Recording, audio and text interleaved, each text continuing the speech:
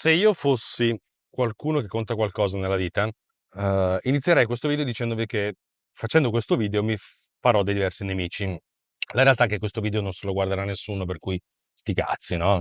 E per cui è come dovrebbe essere The Morning Rant, un rantolo mattutino, una sorta di momento di catarsi e di incazzatura, intanto che io, Alex Racuglia, vado da casa verso l'ufficio. In realtà oggi vado a fare una riunione per uno storyboard, e la cosa più divertente è che la cliente dell'agenzia per cui lavoro, sta facendo le correzioni alle mie idee facendosi aiutare da ChatGPT. No, scusate, facendosele fare da ChatGPT, e si vede chiaramente.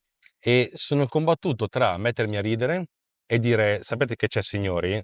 Io non mi faccio correggere da ChatGPT o da qualcuno che si fa scrivere le cose da ChatGPT. È stato bello, ci vediamo. Perché la tentazione sarebbe veramente quella, come dire, cioè, sei una merda, ti dico che sei una merda, non lavoreremo mai più insieme, però ti ho detto che sei una merda, ed è giusto che tutti quelli in copia in queste cazzo di mail sappiano che sei una merda. Però beh, probabilmente la paura che mi attanaglia mi farà fare: "Ah, che belle idee, grandissimo, adesso le facciamo, ma sono esattamente il contrario di quelle che mi hai detto ieri, va bene lo stesso." Fanculo a questi qua che pensano di aver risolto i problemi del mondo con ChatGPT. Vabbè, allora, dicevo, perché mi devo fare dei nemici in questa puntata? Perché questa è una puntata follow up, neanche del mio podcast o del mio canale, ma di un podcast di un amico, una persona che io reputo uno dei pochi chierici del mondo, nel senso Dungeons and Dragons del termine, ovvero sia un prete guerriero, cioè un guerriero ma che ha una cazzo di linea dura dal punto di vista della propria morale e della propria integrità.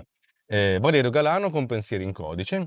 E nella sua ultima puntata ha intervistato, adesso non mi ricordo come si chiama, francamente non mi interessa neanche, una persona che si occupa di criptovalute. Al che mi sono detto: oh, figata, Valerio Galano, uno che, ripeto, ha la mia stima, cioè potrebbe avere anche il mio voto se si candidasse, ma come tutte le persone sensate di questo mondo non fa politica. Eh, Intervista uno che parla di criptovalute, parliamone, sentiamo cosa hanno da dire questi, perché io ho delle idee molto polarizzate sulle cripto, proprio messe così. Però ho detto, magari mi sbaglio io, allora cerchiamo di sentire. Ho ascoltato l'intervista e alcuni dubbi mi sono rimasti. E siccome sono un uomo con il megafono, sono qui a raccontarveli. L'uomo col megafono non è quello della canzone di Silvestri, avete presente? L'uomo col megafono, bella canzone tra l'altro. L'uomo col megafono è... Io ho capito che cosa significa essere un uomo col megafono tardi, perché ero in una realtà in cui ero immerso, ma mi sono accorto del senso dell'uomo col megafono quando poi sono uscito da questa realtà.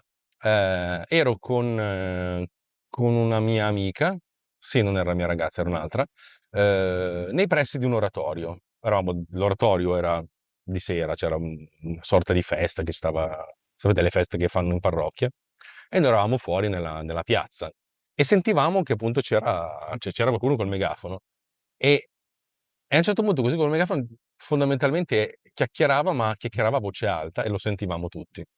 Lì ho capito il potere del megafono. Il potere del megafono: io ho uno strumento che per qualche motivo mi fa sovrastare tutti quanti, e che cazzo lo uso e vi dico tutto quello che mi passa per la testa. Quello è l'uomo col megafono. Allora, probabilmente questo qui dell'oratorio sarà anche morto, o magari no, cioè nel senso, magari aveva quei 5-6 anni più di me, però magari è morto, oppure no, non lo so. Però vabbè, mi spiace per te, uomo col megafono, è abbastanza ridicolo, eh? Ehm, e questo è quanto, cioè io sono qui con un megafono, rappresentato da questo mini microfono. Sì, non t'ho fatto passare perché sei figa, ma perché sono gentile. E te non ti faccio passare perché ho già fatto passare lei, che non era figa, ma io sono gentile. Ehm, Sono qui con un megafono, con un microfono che mi è stato concesso dai Dio e dai 63 euro che li ho pagato per questo microfono, e altri 2 euro per l'adattatore, 6 euro per la scheda audio che entrano direttamente in questo telefono. E allora sono qui a raccontarvi le mie impressioni su questa cosa qui. E ho iniziato questa puntata nella mia testa tipo 20 volte, perché nell'arco dell'ultima settimana io sono stato ammalato. Ora, piccola digressione: se non siete genitori, se non avete dei figli relativamente piccoli, questa cosa non la potete capire. Ma figli piccoli di adesso, non figli piccoli di 20-30 anni fa. Perché adesso ci sono delle malattie infettive diverse, i ceppi nuovi, i ceppi di sta ceppa. E c'è una malattia che sta girando in questi giorni, in questo periodo, nei vari asili and company, e nel nido di mio figlio è arrivata la cosiddetta bocca, mani, piedi, che ricorda anche un po' testa, spalle, gambe e piedi, quella canzone terribilissima, tra l'altro che si chiama Head and Shoulders, come lo shampoo. Insomma, mio figlio se l'è beccata, nominalmente è una malattia che fa poca febbre, mio figlio si è fatto 39 per 2 giorni e boh, è andata via. E vabbè, sembrava tutto passato quando è arrivata a me. Cazzo, fare bocca, mani, piedi. Cioè, mio figlio con 39 di febbre era bello allegro, andava, scarrozzava. Io ho fatto 1 giorno e mezzo, 38 e mezzo, vi giuro, sono morto, ma letteralmente morto, perché sono stato 24 ore su un divano e non riuscivo ad alzarmi, ma 24 ore, in pigiama, anzi in tuta sul divano, mi svegliavo e ho detto ok, 1 minuto, poi mi alzo e dopo 2 ore ero ancora lì perché mi ero riaddormentato. Ma insomma, ho avuto una settimana così incasinata, c'ho ancora le stigmate sulle mani, ma adesso fondamentalmente sono in ritardo per questa puntata, per poter parlare di questa puntata e allo stesso tempo vorrei farlo lo stesso perché A, non ho molti argomenti di cui raccontare e B, perché sono un uomo col megafono e voglio dire la mia. Però prima di parlare delle criptovalute voglio fare una sorta di piccola digressione, ovvero sia Alex vi racconta come funziona il mercato azionario. Sia chiaro, io mi considero socialista, marxista e paleocristiano. Che cazzo vuol dire sta cosa qua? Socialista perché sono ideologicamente socialista. Poi uno potrebbe, quelli fascistelli di voi, oh, il solito comunista. Il comunismo non è mai esistito in nessuna parte del mondo. È esistito il socialismo reale, il nazionalsocialismo, ma il comunismo è un'idea, ma che non è mai stata messa in pratica da nessuno. Non gliene frega un cazzo a nessuno del comunismo, il socialismo è importante. Sono socratico, zaraustriano e cristiano, paleocristiano, ok? Significa che secondo me dovremmo darci tutti una mano per vivere un mondo migliore, però questa è una questione molto più complicata e ve la racconterò meglio un'altra volta. Insomma, diciamo che mi considero una persona, tra virgolette, di sinistra, ok? Per cui io, essenzialmente, quello che vi dirò sul mercato azionario è una visione molto distorta della realtà di una persona che ha fatto la cosa più lontana da economia e commercio quando ha studiato. Perché sono fatto così. Allora, pausa e dopo vi racconto che cos'è il mercato azionario secondo Alex Racuglia. L'idea delle azioni è una genialata, nel senso, tu hai un'azienda, tu e altri 2 o 3 soci avete un'azienda e fate delle cose. Perfetto? Fate delle cose, erogate dei servizi. E a un certo punto dite, dobbiamo crescere un po' come azienda. Però per farlo abbiamo bisogno di investimenti. Allora, l'investimento potrebbe essere, c'ho sti soldi, li metto io, ma di solito non ce li ha uno tanti soldi. Allora dicevo, andiamo da una banca, prestaci i soldi, poi te li ridiamo con gli interessi. Le banche sono molto contente di questa roba qua. Però un'altra opzione che si sono inventati è, prendiamo la nostra azienda, invece di dividerla in società da 30, 40, 50% l'uno, facciamo 1000 segmenti, 10.000, 1 milione di segmenti, ok? 1000 segmenti. Ogni segmento è un'azione e dà diritto alla società a chi la possiede, ok? E dà diritto anche agli utili. Se alla fine dell'anno l'azienda fattura 1.000 euro, cioè, e si decide, il consiglio di amministrazione decide di distribuire questi 1.000 euro, ognuno di questi, delle persone che ha una quota azionaria, un'azione, si becca 1 euro, ok? È una sorta di investimento anche quello. A questo punto, tendenzialmente l'idea è, tu conosci un pochettino come funziona l'azienda, ti fidi delle persone che la dirigono, dice, sai che c'è, ti compro un'azione, così ogni anno mi arriva la quota di dividendi. E poi però uno dice, siccome gli esseri umani si inventano sempre dei modi sempre più fantasiosi di fare le cose, io torno dentro, no, vorrei tornare dentro ma non torno. Facciamo sì che tutti si possono comprare delle azioni, anche chi non ci conosce, così mettiamole lì libere, chi le vuole le piglia, noi siamo contenti. E così va bene. Stessa roba, però con gente che non conosce. E poi a un certo punto la cosa interessante è che questa azione è diventata una sorta di piccola moneta di scambio.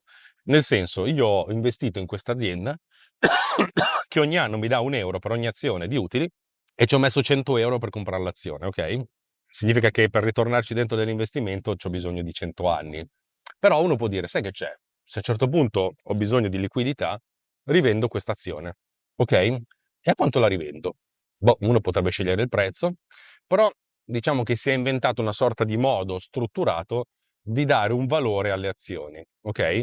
Significa che se io compro un'azione a 100 euro, poi l'azienda dimostra di essere molto brava a fare soldi e magari i ritorni degli investimenti sono sempre più validi, magari dopo 1 anno, 2 anni, questi 100 euro diventano 110. Cazzo, ho investito, mi sono beccato il 10% in 2 anni, più i dividendi, diciamo che è stato meglio che metterli in banca. Va benissimo.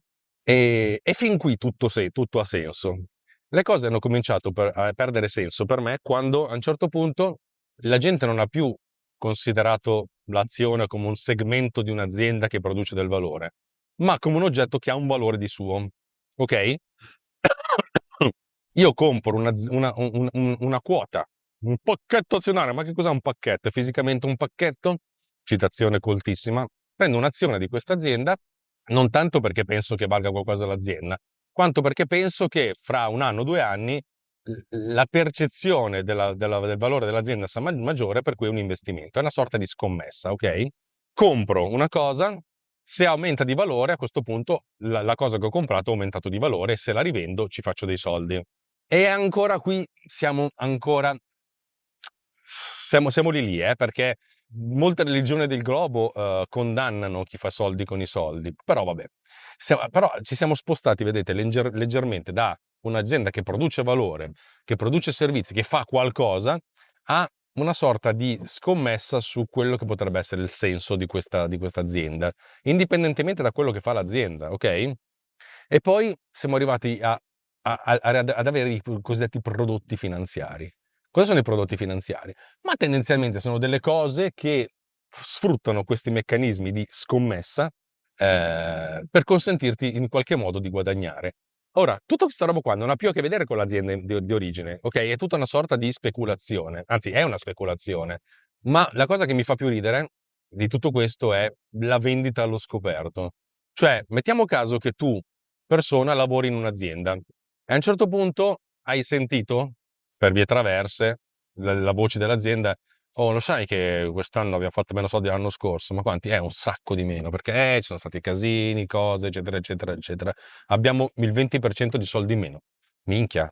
Vuol dire che la percezione del valore di questa azienda, appena si saprà in giro, cazzo è bassa, s'abbassa. Figa, cioè, nel senso, allora, se io ho delle azioni dell'azienda, sai che c'è? Le vendo subito.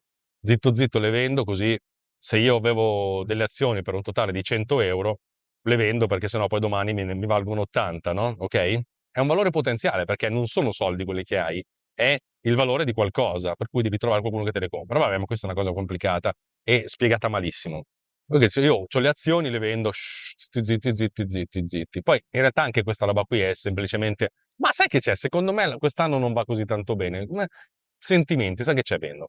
Però furbo io ho venduto così mi sono parato il culo. Però sai che c'è? Ma se io ho la sensazione che questa cosa, che domani le cose vanno male, e però non ho le azioni, ho detto, ah, che sfiga, se avessi delle azioni le venderei così avrei fatto la furbata. Però, dato che l'informazione è potere, knowledge is power, se io so in qualche modo, o io sono abbastanza sicuro, o io mi aspetto, o io star cazzo che un'azienda vada male domani, ma sai che c'è? Ma io potrei, se io noleggio delle azioni, me le faccio prestare da qualcuno che viene pagato, per cui tendenzialmente le vendo prima ancora di comprarle, le vendo e poi dopo le ricompro, cazzo guadagno dei soldi. Le vendo a 100 e le ricompro a 80, la differenza è 20, ho guadagnato 20 euro, più una percentuale che va data a quelle che non le dicono. Ora, capite che questa roba qui è. Mi piacerebbe potervi dire che è il male assoluto, ma in realtà non è il male assoluto, è il male secondo me. Però è un male, cioè non c'è più niente legato a effettivamente quello che fa l'azienda, ma è tutto essenzialmente una sorta di scommessa.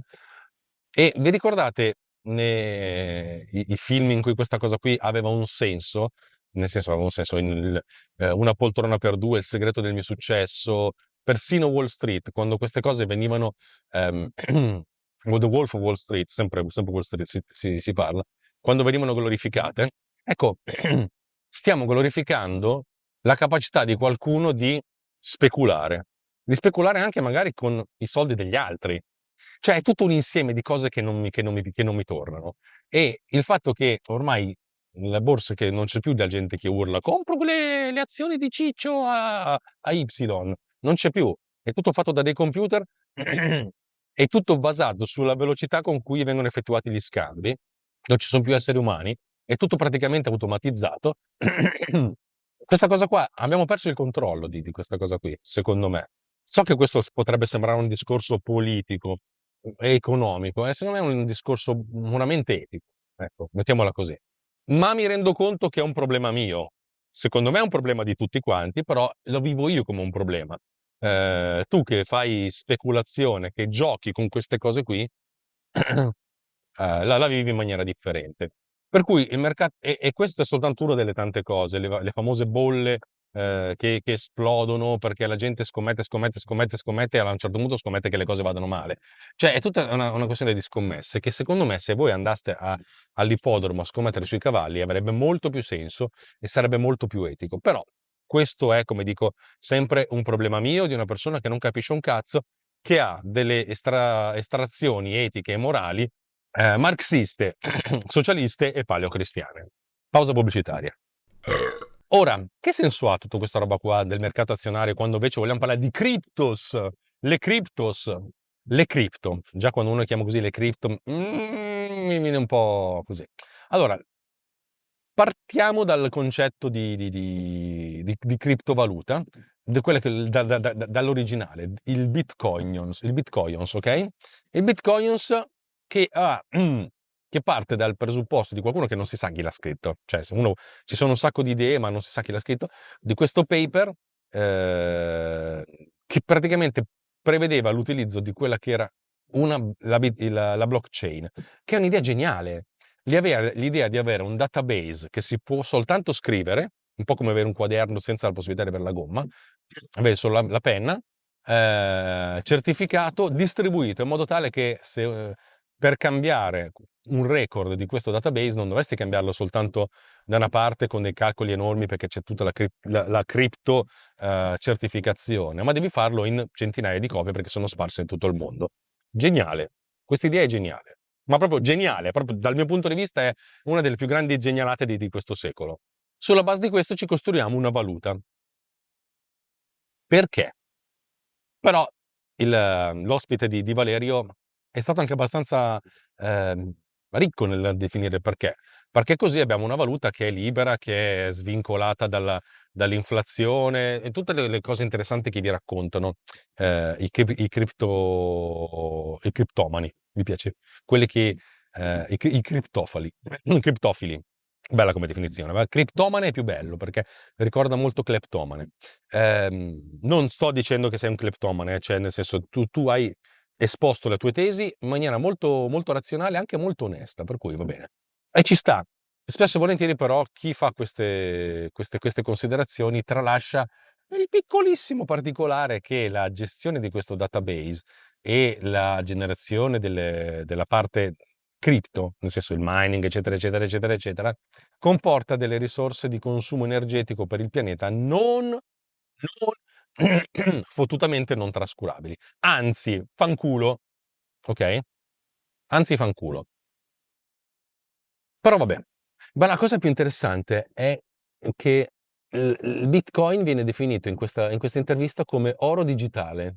E io essenzialmente mi sono seduto un attimo e mi sono detto, oro digitale. Cazzo, è una bellissima definizione. Perché? Perché sull'oro abbiamo tutti una cognizione di quello che è l'oro, di quello che dovrebbe essere l'oro, di quello che rappresenta l'oro. Ma lo sappiamo veramente che cos'è l'oro? Perché l'oro è chiamato uno dei minerali preziosi, un materiale prezioso? Perché l'oro e non il platino. Ma il platino vale di più, però vabbè. L'oro è un materiale molto importante perché conduce veramente, veramente bene l'elettricità. Infatti i circuiti elettrici più fighi sono placcati in oro in modo tale da non avere dispersione elettrica nelle fasi di contatto. Placcati in oro sono anche alcuni contatti di alcuni chip, i cavi. C'è un'ambulanza? No, è solo proprio il caos.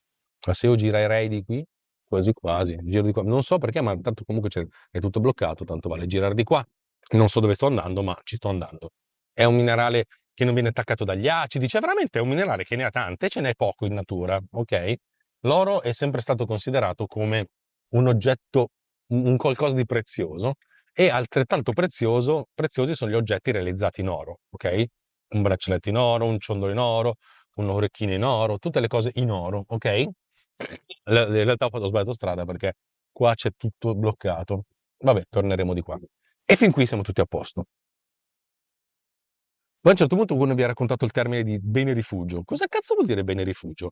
Quando le cose sono incasinate, compriamo oro che almeno siamo sicuri che rimane stabile.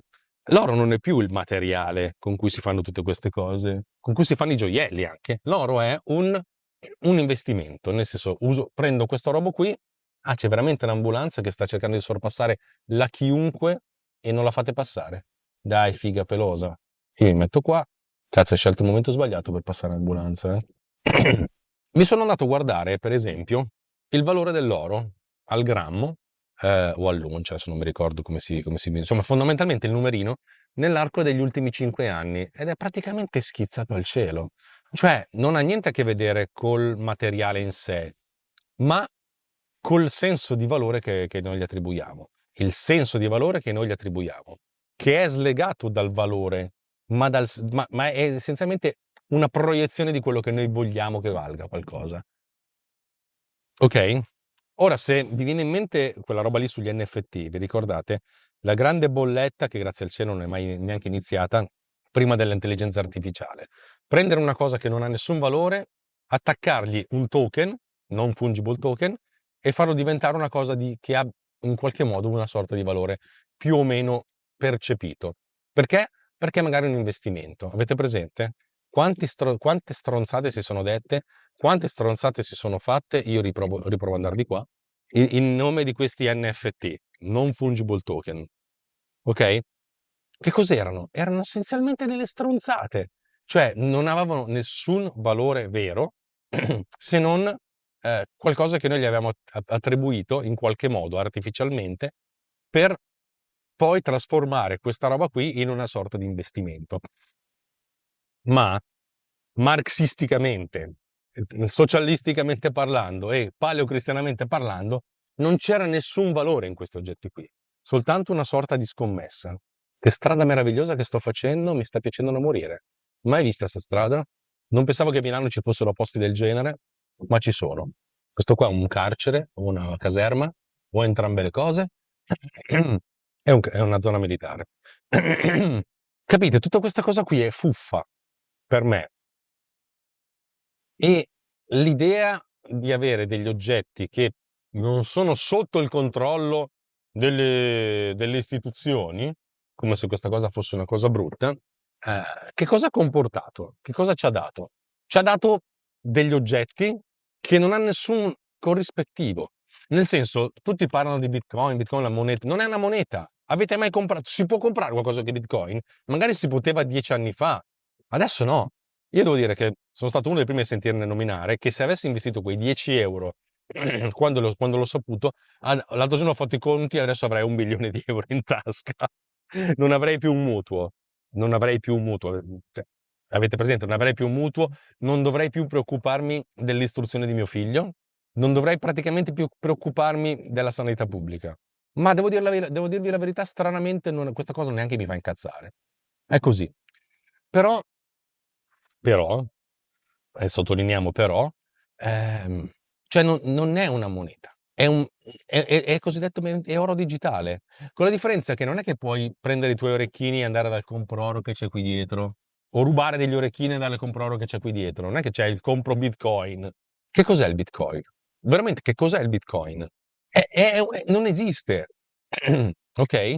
È qualcosa che e difficilmente può venire distrutto perché devi distruggerne tante dappertutto di cose, però cazzo è un oggetto, è un soggetto a cui stiamo dando un valore che è essenzialmente un numero che noi utilizziamo per scommettere, con l'aggravante, e sottolineerei la forte aggravante, del consumo energetico fottuto, inquinamento, spreco di risorse, Anche solo l'acqua per raffreddare sti cazzo di server è un problema adesso. Mm? Siamo veramente in qualche modo fottuti, sì, e la cosa più triste di tutto questo fottimento totale globale è che in un momento in cui siamo veramente allo stremo delle forze, perché lo siamo, allo stremo delle energie, cioè alla fine delle energie, continuiamo. Cosa state facendo, ragazzi? Sì, non puoi suonare se c'è quello lì bloccato. Adesso c'è sto qua, se ne va avanti, questo qua andrà avanti, vero? Vero? Dai, vai, muoviamo il culo. Stiamo qua a speculare su qualcosa quando è un miracolo che in molte parti del mondo la gente non scende in strada con i forconi a baionettare la gente. Mm? Lo so che questa mia analisi è stata un'analisi del cazzo. Mi rendo conto che avrei potuto farla sicuramente meglio, in condizioni psicofisiche migliori, ma non ce l'ho fatta. Ora, posto che il mio rispetto per Valerio Galano non è diminuito, anzi è aumentato con questa sua intervista, perché poi abbiamo chiacchierato un pochettino io e lui sui retroscena, tecnici, non pensate a altre cose, tecnici di quello che è successo. E io però non sono stato convinto da questo esponente di una società di consulenza, il cui scopo non è quello di vendere o comprare, ma di fare consulenza su quello che è il mercato appunto di questi beni intangibili. E sarò stato prevenuto troppo. Capisco la necessità delle persone di voler investire. Capisco molto meno la libertà che ci siamo autoconcessi di costruire strumenti sulle spalle di altri strumenti, sulle spalle di altri strumenti, in cui le fondamenta che dovrebbero essere appunto il valore vero e proprio, gli oggetti che hanno un valore, hanno un senso, oggetti che producono servizi, producono valore, persone che producono valore, sono soltanto un piccolo granello di una catena di Marco infinita che si occupa di speculare su queste cose. Lo so, la mia è stata un'analisi semplificata, semplificatoria, polarizzata sicuramente, ma posso essere sincero, da anziano qual sono, che devo andare a litigare con chi mi corregge gli storyboard con ChatGPT, posso essere sincero, ma io mi sono anche rotto il cazzo di voler essere buonista a tutti i costi, nel termine di essere buonista. Posso avere una mia cazzo di opinione e voglio avere il diritto anche di cambiarla, di poterla cambiare. E posso avere il diritto di dire che questa intervista non mi ha fatto cambiare opinione sulle cripto? Mm? Mm, ok, grazie. Allora, io non so cosa avete visto, cosa avete ascoltato. Se avete visto sta roba in video, qui dove c'ho la mia manina dovrebbe apparire quell'iconcina che vi dice di sottoscrivervi al canale, abbonarvi al canale, rimanere notificati se ci sono nuovi contenuti. Ovviamente il mio sogno bagnato è che voi scriveste qua sotto qualsiasi cosa, anche del tipo viva le cripto a basso raccuglia, ci potrebbe anche stare. Viva la cripto, che Dio la benedicton. Ricordate che poi cripto fa rima con criptonite, ma questa è un'altra storia, dai. Ehm, questa faceva proprio ridere. Se invece avete sentito questa roba in audio, boh, tendenzialmente potete andare sul gruppo Telegram, telegram.me/technopillsriot e dire le stesse cose. Voi le cripto raccuglia merda. Ci sta benissimo.